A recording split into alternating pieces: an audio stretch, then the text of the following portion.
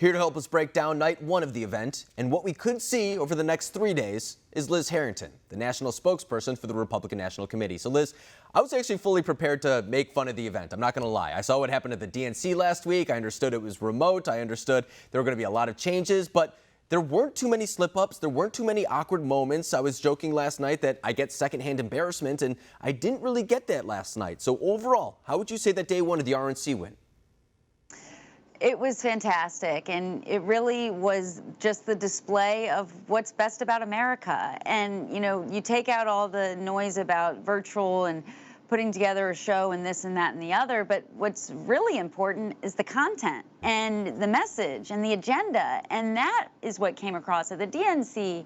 It was all this negative, this idea that America's irredeemable, that there's no cure, right? There's no miracle coming. It's just you have to be down and out and depressed and not proud of America. They wouldn't even say one nation under God. Well, you got the complete opposite. You got the accurate picture of what this country is. And stories like Natalie Harp, Herschel Walker, Vernon Jones, all of these amazing voices, their stories, on the surface, you might not think they might have much in common, but they all love this country, and their stories are only possible in this country, and that's what came across last night. I think you're right. When you talk about someone like Natalie, who we've had on this program before, or, for example, the McCloskeys or the business owner from Montana, I think one thing that was successful was not only talking about policy, but humanizing that policy, putting a face to the different things that really affect people on a daily basis. And I think that was very successful last night, and it really resonates among a lot of other Americans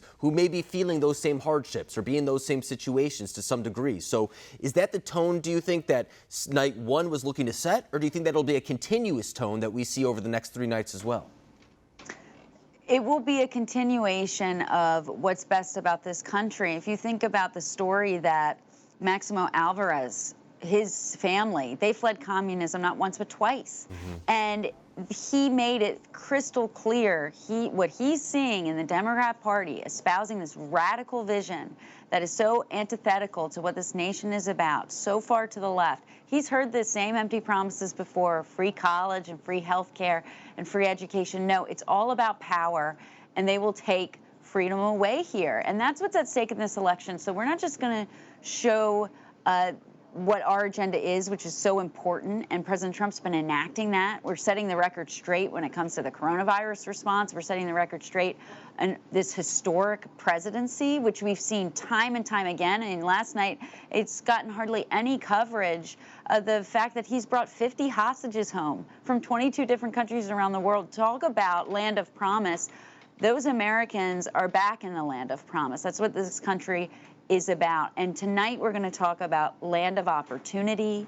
That is also what President Trump has ushered in again. That's what makes America great. The idea that everyone should have an equal shot at the American dream and go out and work hard and live it. And too often we're seeing that under attack. Like you mentioned the McCloskeys. You mentioned tonight we'll hear from Nicholas Sandmann, a 16-year-old kid, young man who had the audacity to go and exercise his First Amendment rights on the Mall and at the March for Life. And they tried to just ruin his reputation, his good name, and ruin his life. We're tired of these left-wing mobs. We have to take a stand against it.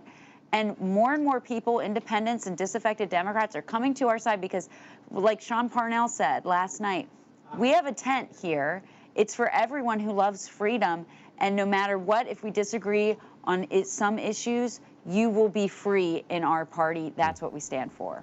And when it comes to Nicholas Sandmann, a lot of people joke that he's now the highest paid person at CNN and the Washington Post following that settlement. So I think he's doing all right still, but it'll be interesting to hear from him. But speaking of those media networks as well, we're getting numbers in. RNC drew 15.8 million viewers last night, which is a pretty high number, but it's a little bit less than the Democratic convention. But when you look past the broadcast, what's impressive is the live streaming. On C-SPAN alone, 6 times as many viewers right there. And we've talked about how strong the digital arm is of not only the Trump campaign, but the RNC as well.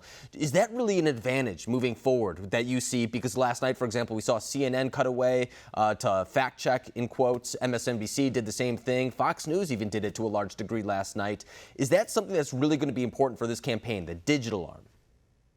I think it's important for Americans to just go to the source. Let's have the argument. Let's have an open debate and decide for yourselves. And that's why I think you saw those C-SPAN ratings just skyrocketing.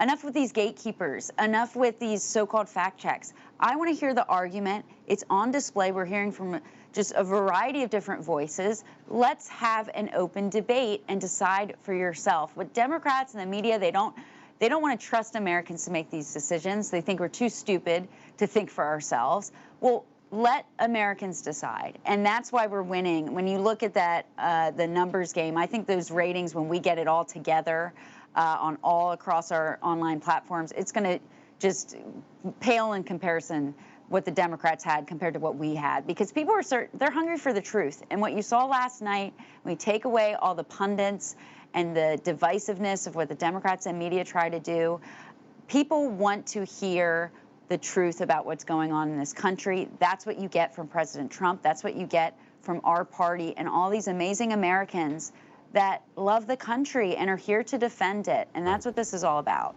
No, I think that's very well said. I mean, we hear it from our viewers all the time, but it's not just our viewers. They're kind of sick of people telling them what to think. They want to see the information. They want to hear the arguments. They want to make up their decisions for themselves because they've seen firsthand how things get manipulated. And so that's what not only plays into the distrust in media, but also the willingness to seek out other sources, seek out independent journalists, things of that nature. So I think you're exactly right for saying that. And I think the American people are starting to wake up to that as well. But Liz Harrington, I appreciate you coming on tonight, breaking down night one, previewing night two. I'm sure we'll talk to you soon about this whole event.